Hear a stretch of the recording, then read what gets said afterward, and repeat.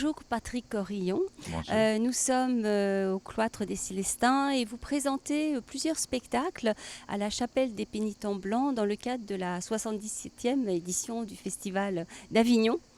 Vous avez choisi comme thème, comme titre, portrait de l'artiste en ermite ornementale. Est-ce que vous pouvez nous expliquer la signification de ce titre pour vous? Oui, c'est un titre qui est à prendre vraiment au premier degré, puisque les ermites ornementaux, ils ont vraiment existé. C'était dans l'Angleterre au XVIIIe et XIXe siècle. Et à ce moment-là, il y avait des aristocrates qui prenaient des ermites dans leur jardin. Et ils pouvaient leur construire des grottes. Et puis, il y avait des contrats qui se passaient avec les ermites où ceux qui recevaient les ermites leur donnaient à manger, les abritaient. Et dans l'autre sens, les ermites, eux, s'engageaient à ne se couper ni les cheveux, les poils de barbe, les ongles de pied et de main. Et ils restaient dans leur grotte la journée, mais ils devaient quand même au moins passer 2 heures dans le jardin parce qu'ils étaient là pour donner une petite touche philosophique au jardin. Et ce qui m'a intéressé, c'était vraiment ce rapport qu'il pouvait y avoir entre ces personnes, parce que c'était des contrats qui pouvaient durer sur 7 ans, qui devaient rester à affronter des questions fondamentales, parce que rester tout seul, on est vraiment confronté à des choses très importantes, et qui en même temps n'étaient vus par les autres que comme des personnages qui pouvaient n'être que purement décoratifs. Et pour moi, c'était un petit peu une façon de montrer ce que c'est qu'un artiste dans la société, c'est-à-dire qu'il se confronte à des questions fondamentales, mais pour les autres, il peut ne pas être quelque chose d'essentiel. Et ça ne me paraît pas une injustice, me paraît être quelque chose même d'une façon de pouvoir vivre ensemble. Et c'est vrai, mais quand on y réfléchit, c'est assez paradoxal. L'ermite ornemental, il y a quelque chose qui se retire du monde, à l'écart du monde, et en même temps quelque chose qui se donne à voir, qui s'expose. Mais quand on y réfléchit, je ne sais pas si vous êtes d'accord aussi, et c'est pour ça que vous avez choisi, je pense, le terme d'artiste, c'est qu'un artiste, quelque part, il a besoin de se retirer du monde pour créer, et en même temps, après, il offre sa création pour l'embellir, ce monde. Oui, alors je ne sépare pas les artistes du reste de la société. Je crois que peut-être c'est porter une parole de ce que chacun, chacune peut vivre.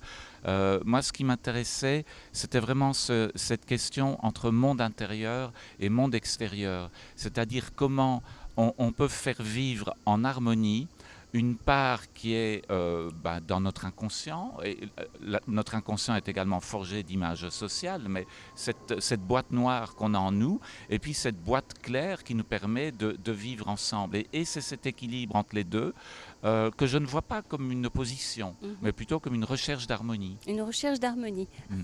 Oui, tout à fait. Mm. Et Mm. ce qui frappe dans votre travail aussi, c'est qu'il y a, vous êtes un conteur, je Mm. pense que vous serez d'accord avec ça. Vous portez sur scène une histoire. Mm. Vous avez choisi la forme orale, mais il y a aussi la présence d'objets. Ouais.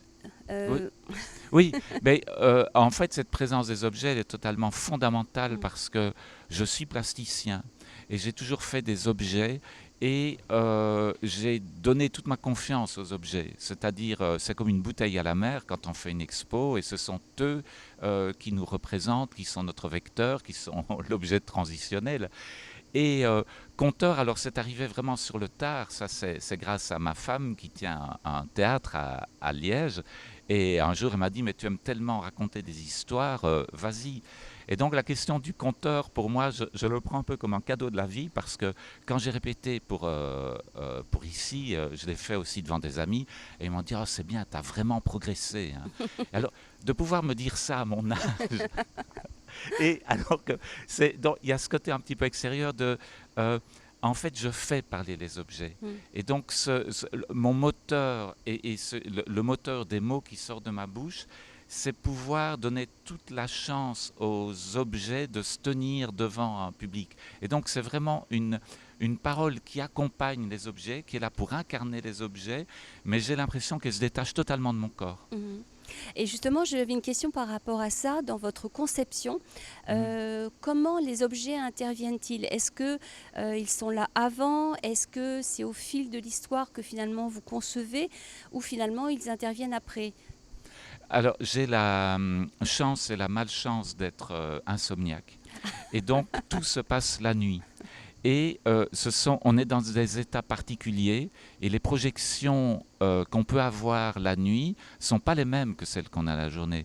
Et donc, ça forme comme un tout qui est un petit peu indéterminé, dans lequel se mélangent les objets, les histoires, mais les deux m'apparaissent de même nature et je vois un petit peu comme une mécanique, comme une horlogerie dans laquelle mots et objets s'emboîtent, et puis ma main aussi, et puis aussi le public, et, euh, et c'est un petit peu comme avant. Alors maintenant, on n'a plus avec le numérique, mais avant, quand on prenait une photo, on la mettait sur la pellicule et puis quand on développait la pellicule, ça devenait un Il y film. avait, Et ouais. il y avait un temps Mhm. entre les deux. Et moi, c'est exactement la même chose. Il y a l'idée du noir, de la nuit, et puis le matin, la chose se développe. Et parfois, je deviens spectateur de ce qui s'est passé la nuit en moi. Et donc, voilà, c'est une mécanique qui est vraiment due aux insomnies, au fait que j'ai dû apprivoiser mes insomnies, et c'était par le fait d'imaginer des mécaniques d'histoire incarnées par des objets. Incarné par des objets. Oui, oui. Et Mm, ce sera ma dernière question, et en vous mm, remerciant beaucoup. mm, Euh, j'ai vu aussi, nous avons vu Appartement à trous et mm. puis Le voyage de la flaque. Oui. Et dans Le voyage de la flaque, là Mm. aussi, il y a une espèce de transmission, puisque une demande de complicité aussi par les objets, puisque les spectateurs sont amenés aussi à manipuler. Oui, chaque spectateur reçoit un théâtre de papier et anime ce théâtre pour entrer dans l'histoire. Et ça, c'est peut-être j'aime beaucoup le papier. Pour moi, le papier a quelque chose de très très sensuel. Et c'est aussi cette idée que l'histoire ne rentre pas uniquement par les oreilles, par les Mm. mots, mais que c'est aussi notre main qui nous permet de rentrer dans l'histoire. Et j'ai déjà remarqué que parfois, quand je veux rechercher pour en parler à des amis ou un passage dans un livre, euh, c'est pas tellement ma mémoire de la tête qui va chercher le passage, mais les mains. Mm. Comme si ce côté charnel qui est entre la main et le livre fait que mes doigts savent très bien où était le passage, que Mm. mes doigts ont également voyagé dans le papier et ont suivi le cours de l'histoire. Et donc c'est un petit peu ça que je cherche à faire partager avec Oh, les spectateurs. et là où effectivement Mm. il y a un vrai partage à Mm. travers les objets et la Oui, manipulation, oui, puisque oui, nous aussi on contribue à ce voyage intérieur et oui, extérieur que vous racontez. Ben, totalement. je vous remercie Oui. beaucoup, Patrick Merci à Orillon, vous. et donc on rappelle que c'est Portrait de l'artiste en ermite ornementale. Merci beaucoup et bon Merci à vous. Avignon. Merci.